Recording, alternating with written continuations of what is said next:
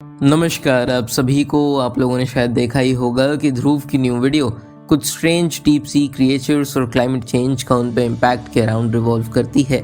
रफली half hour की video है जिसकी हर एक डिटेल हम कवर करेंगे सिर्फ 5 मिनट में। तो चलिए देखते हैं। दोस्तों, समुद्र की गहराइयों में एक अलग ही दुनिया बसी है जहाँ कई यूनिक क्रिएचर्स रहते हैं।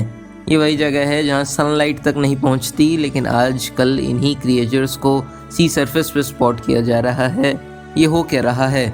जनवरी 2023 में जापान के एक फिशरमैन ने कुछ अजीब देखा। उसने अपने जाल से एक लंबी white shiny and sticky fish बाहर निकाली जो किसी सांप जैसी लग रही थी। बाद में पता चला कि ये एक डीप सी और फिश थी। जापानीज मिथोलॉजी के मुताबिक अगर कोई और फिश नजर आए तो समझो कोई बड़ी तबाही आने वाली है, खासकर अर्थक्वेक। 2011 के जापान के भयानक भूकंप से पहले भी ऐसी और फिशेस डेड बॉडीज की तरह कोस्ट पर मिली थीं, लेकिन अब ये सिर्फ जापान तक सीमित नहीं है। 2023 में एक फिशरमैन ने एक साथ 50 और फिश पकड़ ली। 2024 में कैलिफोर्निया के समुंदर में 3 बार देखा गया। फरवरी 2025 में मेक्सिको में एक जिंदा और फिश समुद्र की सतह पर दिखाई दी। पहले जो मछलियां सिर्फ गहराइयों में रहती थी, आज वो सब ऊपर आने लगी हैं। और सिर्फ और फिश ही नहीं, और भी क्रिएचर्स डीप सी से निकल रहे हैं, जैसे जायंट फैंटम जेलीफिश जिसके पतले और लंबे टेंटिकल्स 10 मीटर से भी बड़े होते हैं, जो अंटार्कटिका में सिर्फ 80 मीटर्स की डेप्थ में मिल गया। रशिया के एक मछुआरे ने स्मूथ लंप फिश पकड़ लाई जो दिखने में किसी एलियन जैसा लगता था। स्पेन के पास ब्लैक सी डेविल एंगलर फिश भी सरफेस पर दिख गया जो पहले कभी समुद्र के ऊपर नहीं देखा गया था। ये सब क्रिएचर्स जो हमेशा अंधेरे में छुपे रहते हैं, आखिर अचानक ऊपर आ क्यों रहे हैं? डीप सी का अपना एक अलग सिस्टम है जिसे अलग अलग लेयर्स में बांटा गया है। 200 मीटर तक जो हिस्सा है उसे सनलाइट जोन कहते हैं, जिसमें वेल्स, डॉल्फिन्स और शार्क्स मिलती हैं। 200 से 1000 मीटर तक ट्वाइलाइट जोन होता है जिसमें कलरफुल जेलीफिश और स्क्विड्स रहती हैं। 1000 मीटर के नीचे मिडनाइट जोन शुरू होती है जिसमें सिर्फ अंधेरा होता है और जहां एंगलर फिश जैसे क्रिएचर्स अपने चमकने वाले लेयर से शिकार पकड़ते हैं। 4000 मीटर के बाद एबिसल जोन शुरू होती है और 6000 मीटर के नीचे हेडल जोन जो सबसे गहरा हिस्सा है, जिसमें चैलेंजर डीप जैसी जगह शामिल हैं। लेकिन एक अजीब फिनोमेना है जो वर्ल्ड वॉर 2 के दौरान नेवी सोनार ऑपरेटर्स ने देखा था। उन्हें लगा कि समुद्र का फ्लोर रात के समय ऊपर उठ रहा है, लेकिन असल में क्रोर्स ऑफ फिश और क्रिएचर्स रात में ऊपर आते हैं और दिन होने से पहले वापस नीचे चले जाते हैं। इसे डीप स्कैटरिंग लेयर कहते हैं। हर रात ये बिलियन क्रिएचर्स ऊपर आते हैं खाने के लिए और दिन होने से पहले वापस चले जाते हैं ताकि शिकारी उन्हें ना खा सकें।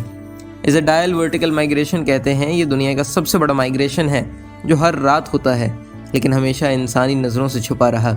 लेकिन प्रॉब्लमेटिक ये है कि अब ये क्रिएचर्स सिर्फ रात भर के लिए ऊपर नहीं आ रहे हैं, ये परमानेंटली ऊपर शिफ्ट हो रहे हैं। और इसका सबसे बड़ा कारण है क्लाइमेट चेंज। ग्लोबल वार्मिंग की वजह से समुद्र की सतह का पानी तेज़ गर्मी अब्जॉर्ब कर रहा है। 90% गर्मी समुद्र अब्जॉर्ब करता है, लेकिन डीप जाने पे पानी ठंडा ही रहता है। वार्म और कोल्ड वाटर के बीच मिक्सिंग मुश्किल हो जाती है, जिसकी वजह से ऑक्सीजन नीचे नहीं पहुंच पाती। ऑक्सीजन की कमी से डीप सी क्रिएचर्स मरने लगते हैं और जीने के लिए उन्हें ऊपर आना पड़ रहा है। साइंटिस्ट का कहना है कि साल 2100 तक समुद्र की गहराई का टेम्परेचर 1 डिग्री सेल्सियस तक बढ़ सकता है और डीप सी क्रिएचर्स को 4 से 11 गुना तेज़ माइग्रेट करना पड़ेगा। ये इन क्रिएचर्स के लिए लाइफ और डेथ सिनेरियो है। लेकिन सिर्फ क्लाइमेट चेंज नहीं, एक और बड़ा खतरा है इन क्रिएचर्स पे डीप सी माइनिंग का। रिलेटेड है, पर एक डीप सी क्रिएचर है स्केली फुट स्नेल। इसके पैर आयरन से बने होते हैं और इसका दिल पूरी बॉडी का 4% होता है, जो किसी भी और क्रिएचर के मुकाबले सबसे बड़ा है। ये सिर्फ 3 जगह मिलता है, लेकिन अब माइनिंग कंपनीज इन जगहों को भी एक्सकेवेट करने की कोशिश कर रही हैं। माइनिंग कंपनीज यहाँ के हाइड्रोथर्मल वेंट्स के पास से गोल्ड और सिल्वर निकालना चाहती हैं। अगर ये माइनिंग शुरू हो गई तो ये क्रिएचर्स हमेशा के लिए ख़त्म हो सकते हैं। इसके पीछे कुछ ग्रीडी पॉलिटिशियंस और उनके कैपिटलिस्ट दोस्त हैं। अमेरिका में डोनाल्ड ट्रंप जैसे लीडर्स क्लाइमेट चेंज को डिनाई कर इग्नोर करते हैं, और भारत में नरेंद्र मोदी जैसे नेता अपने कैपिटलिस्ट दोस्तों के लिए जंगल काटने और माइनिंग को बढ़ावा देने में लगे हैं। हसदेव का जंगल हो या निकोबार आइलैंड्स, कहीं भी इकोसिस्टम की चिंता नहीं की जा रही। डीप सी माइनिंग एक ऐसी चीज़ है जो आज तक कहीं नहीं हुई। यूनाइटेड नेशंस का इंटरनेशनल सीबेड अथॉरिटी इसे कंट्रोल करता है, लेकिन कुछ देश इस पर दबाव बना रहे हैं कि इसे शुरू करने दिया जाए। अब तक 32 देश इसके खिलाफ खड़े हो गए हैं, लेकिन ये काफ़ी नहीं है। ग्रीन पीस जैसी ऑर्गेनाइजेशन एक पिटिशन लेकर आए हैं जो कह रहा है stop deep sea mining before it starts. 3 million लोग इसे साइन कर चुके हैं और अगर आप चाहते हैं कि ये लाइफ फॉर्म्स बच सकें तो आप भी साइन करें। कमेंट्स में लिंक है।